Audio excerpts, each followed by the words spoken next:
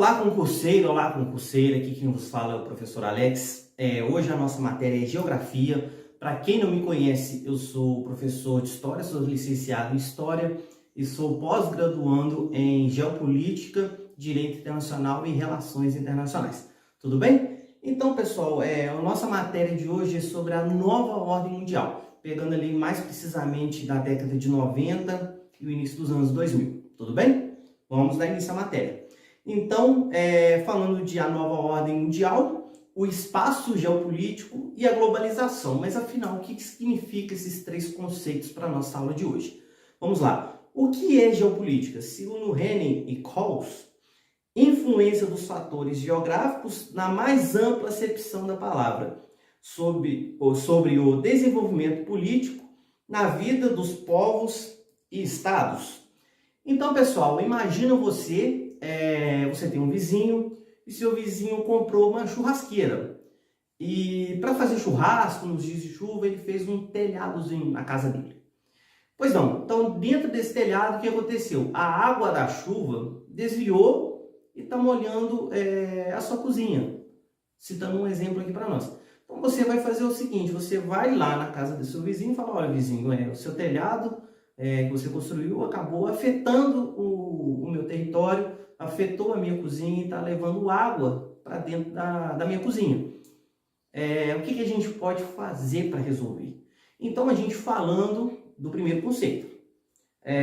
Talvez você está estressado, você está puto da vida com tudo que acontece no seu dia a dia e você resolve chegar lá no vizinho e quebrar o telhado dele. Então, são duas posições políticas aí nesse conceito, falando de territorialidade, né? A gente tem o primeiro conceito, que é o cadê a caneta? Soft power, que significa poder brando. Então, a primeira opção que eu falei para vocês, de você chegar lá e conversar com o seu vizinho sobre o telhado dele estar levando água para dentro da sua residência, né? Naquela opção, porque a gente pode construir uma calha aqui para desviar o curso da água. Então, isso aqui é o poder brando. Essa é uma das formas de negociação na geopolítica. E pode ser que você chegue como hard power, né? Que é o poder bruto. Então, é a ação. Então, meus caros amigos, nesse conceito você pode tanto tratar de uma forma bruta como de uma forma branda. Isso falando a aspecto de você e seu vizinho. Imagine na bacia amazônica que compreende 8 países, né? Na sua maior territorialidade no Brasil.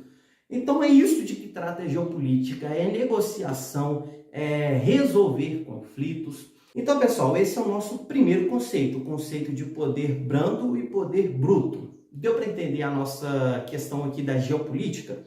E o que é globalização? Globalização, para Milton Santos, geógrafo brasileiro, a globalização é o ápice do processo de internacionalização do mundo capitalista. Então, meus amigos, a globalização, ela envolve toda essa conexão entre países, essa conexão mais rápida. A nossa aula aqui é efeito da globalização. Você não precisa estar aqui presente comigo na minha cidade, no local que eu estou dando aula aqui, para assistir a minha aula. Então, nesse conceito, a globalização, ela engloba, literalmente falando, todas as ações entre os países, né? Falando aqui precisamente do mundo capitalista, que é o modelo econômico atual. Então, pessoal, continuando aqui, o que é a nova ordem mundial? É o período que compreende o fim da Guerra Fria, o capitalismo torna-se o sistema político dominante. Então, a gente já pega um pouco mais lá para trás, para a gente tentar entender essa nova ordem mundial. Antes ali do fim da Guerra Fria, tivemos ali uma disputa de poder político, econômico, social, enfim, todas essas questões, um conceito político-militar também, falando nesse contexto. Então, todas essas ações envolviam dois blocos econômicos. No caso, o dos Estados Unidos, que era o bloco capitalista,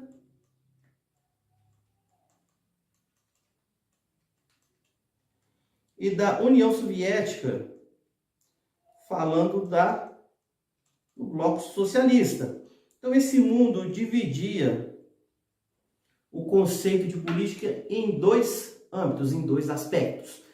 E dentro desse aspecto, os Estados Unidos saiu vitorioso, principalmente ali em meados de 1989, com a queda do Muro de Berlim. Então, continuando nosso assunto aqui, falando das fases da globalização. Primeira fase da globalização, a gente tem aqui os anos do século XV ao século XVIII, falando ali precisamente das grandes navegações. O que aconteceu nesse período, professor? Nesse período que houve ali o contato da Europa com os outros continentes, no caso a América, tanto a América do Norte, a América Central, a América do Sul. Então houve a primeira fase da globalização, né? A interação através do quê? Da Revolução Industrial. Principalmente esses barcos, né, tiveram uma renovação ali, tiveram uma tecnologia ali para trabalhar, para conseguir chegar mais longe, para explorar locais mais longínquos, né? Então, nesse contexto, a gente falando aqui das grandes navegações da Revolução Industrial. A Revolução Industrial, só para você ter uma noção melhor, por exemplo, um artesão que fabricava sapatos, ele passava todo o processo da construção do couro, da cola, todo o processo da construção do sapato até o final dela. E com o advento dessas máquinas, né, a gente tiver essa revolução por etapas. Então, uma fábrica fazia um determinado número muito maior do que aquele artesão conseguia produzir. Então, deu para entender essa revolução industrial que culminou ali no início no Reino Unido e depois acabou se indo para outras partes da Europa. Enfim, essa é a primeira fase da globalização, contando aqui a partir do século XV. Posteriormente, na segunda fase da globalização, tivemos aqui o quê? Entre os séculos XVIII e os séculos XIX, principalmente um dos efeitos dessa revolução industrial, né? Essa produção em massa de muita mercadoria, houve-se ali o quê? Muita concorrência, né? Principalmente ali no continente africano, porque a gente chamou de imperialismo. Mas a gente não vai tratar muito dessa aula aqui, esse é assunto da Primeira Guerra Mundial. A Segunda Guerra Mundial também é uma expansão nazista, né? Uma expansão do fascismo. Então, só para vocês entenderem, a Segunda Guerra Mundial é considerada a segunda fase da globalização.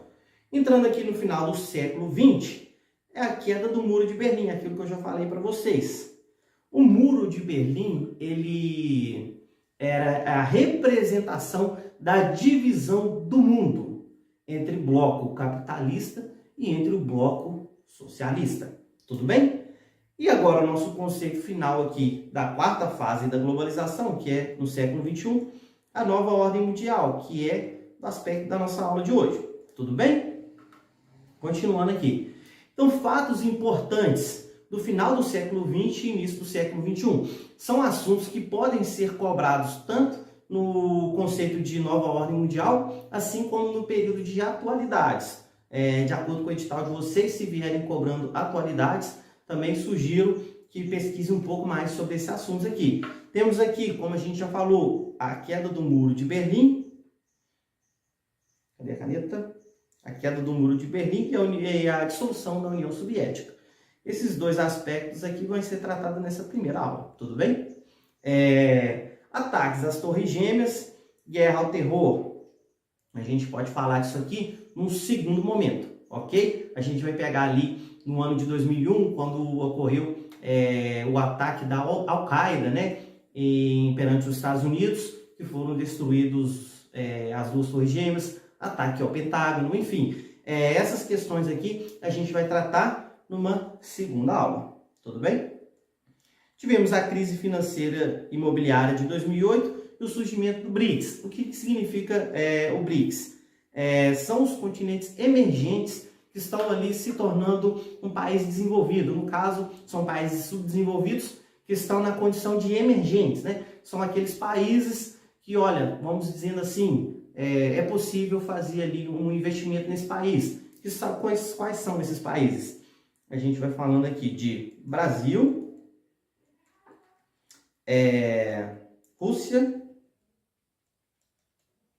Índia, China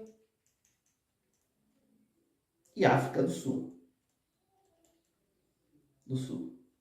Ah, professor, mas tá ali é o S e África começa com A? Pois é, mas só que a gente está falando aqui de South África, né? Um conceito em inglês. Tudo bem, gente? Tivemos aqui a guerra civil na Síria, que culminou em quê? Naquelas várias, né? Várias imigrações, as várias migrações que aconteceram para a Europa. São um assunto interessante para a gente abordar também. Tivemos aqui o movimento de cunho nacionalista com eleições de Donald Trump nos Estados Unidos. Em 2016, a eleição de Jair Bolsonaro em 2018, né? Desculpa. Então, pessoal, essa aqui também a gente pode tratar numa aula 4 ou aula 3. Vamos ver de acordo que a gente vai evoluindo. E esses três assuntos aqui, no caso de pandemia, Covid-19, o Brexit, né, que é a saída do Reino Unido da União Europeia, e a guerra da Ucrânia atual nesse momento, é assunto para atualidades, né, no caso do tópico do edital de vocês. Então, nesses aspectos aqui, seria o bloco de atualidades. São assuntos bem cobrados em provas, são assuntos corriqueiros. Então, é interessante que você peguem, leiam notícias de jornal sobre o assunto, fiquem inteirados sobre o assunto. A gente vai fazer aqui uma explanação sobre esses assuntos e vai, assim, dialogando, conversando sobre isso, para você levar esse entendimento para a prova. Tudo bem? Falando da queda do Muro de Berlim e a dissolução da União Soviética. Representa a queda da cortina de ferro e o início da queda do comunismo na Europa Oriental e Central. A reunificação da Alemanha, a independência das antigas repúblicas soviéticas e a criação da CEI, que é a Comunidade dos Estados Independentes, e a renúncia de Mikhail Gorbachev, que era o líder, né? O líder da União Soviética na época. Foi o último líder da União Soviética, viu, gente? Vamos até anotar aqui, o último líder. Eita. Tudo bem? Então, só para vocês entenderem que o que era a cortina de ferro, eu trouxe um mapa explicativo da situação para vocês, o que diferenciava ali do mundo capitalista do mundo socialista, tudo bem? Pegando aqui, na Guerra Fria, 1945 a 1990, olha se dá para vocês lerem aí junto comigo. Membros fundadores da Aliança do Atlântico Norte, né, que significa o quê? A OTAN. Então, para vocês entenderem o que é a OTAN, só para a gente contemplar esse assunto, logicamente a gente vai tratar posteriormente desse assunto, mas só para vocês entenderem aqui. A OTAN, que é a Organização do Tratado Atlântico Norte, é uma união entre países que foi criada a partir da Segunda Guerra Mundial. Qual o intuito, né? Cada país que fosse ofendido por um inimigo ou algum país que não fosse da aliança, eles teriam a obrigatoriedade de defender esse território, né? Então foi meio que uma aliança para conseguir se defender. E logicamente a União Soviética, em contrapartida, fez o quê? O Pacto de Varsóvia, né? De Varsóvia. Então, gente, só para a gente entender esse mapa aqui, eu vou apagar aqui para vocês. Botem pausa, anotem isso aí no caderno. Vou apagar aqui para vocês. Como que está aqui no nosso mapa? Membros fundadores da OTAN. Então temos aqui, na cor mais azul escura, né? Na cor azul escura, temos aqui a Islândia, Portugal, França, Itália, Noruega. Agora, entrada dos países posteriormente à sua criação. Falando precisamente quem? Da Grécia, vou colocar até um outro símbolo aqui. Da Grécia, da Turquia. Temos aqui a Alemanha, vamos anotar esse pedaço aqui. Alemanha Ocidental, viu, gente? Esse pedaço foi a Alemanha Ocidental, tá ok? E esse pedacinho aqui foi a Alemanha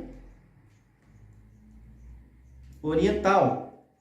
Então, o mundo capitalista dividiu a Alemanha no meio, exatamente. Para vocês ideia, Berlim, que está localizada mais ou menos aqui, não tem como eu dar zoom nesse mapa aqui, mas para vocês entenderem, está mais ou menos aqui. E foi construído um muro dentro de Berlim, que seria a Berlim Ocidental e a Berlim Oriental. Tudo bem? Então, o que culminou nessa queda do Muro de Berlim?